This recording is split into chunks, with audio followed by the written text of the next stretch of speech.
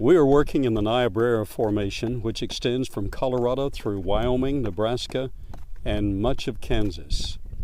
It's a vast area that extends with limestone, sandstones, tremendous calcite formations, and there is a cyclical formation involved in this that can be observed. That is, due to seismic activity and the resonance of the moon as candidates, as tentative methods to produce this, we have the evidence of layers with fine grained silt at the bottom and then larger grains above that, and then another cycle with fine grains and larger grains. These extend for areas covering over hundreds of thousands of square miles.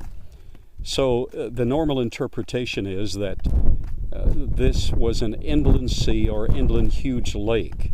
Not so.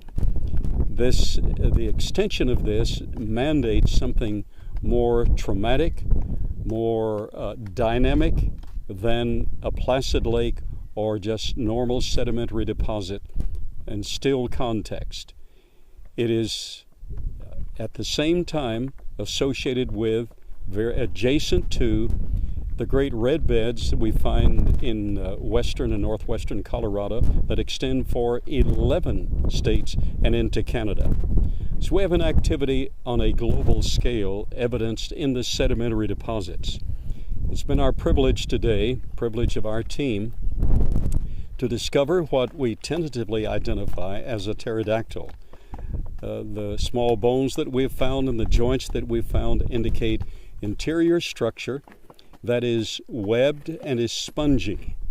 Now, found throughout this area, we find have been discovered zoophactinous fish and clams primarily. Now, zoophactinous was a predatory fish, and he is found by the millions throughout Kansas. A number of pterodactyls have been discovered.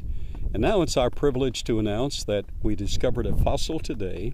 Our team discovered a fossil that is indicated to be a pterodactyl.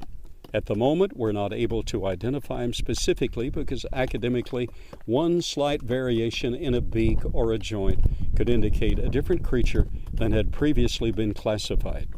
So tentatively, the name of this tentative pterodactyl that has been discovered today is Tomaishrodactyl gracis. Now, by interpretation, that is the graceful, twin-winged, fingered creature.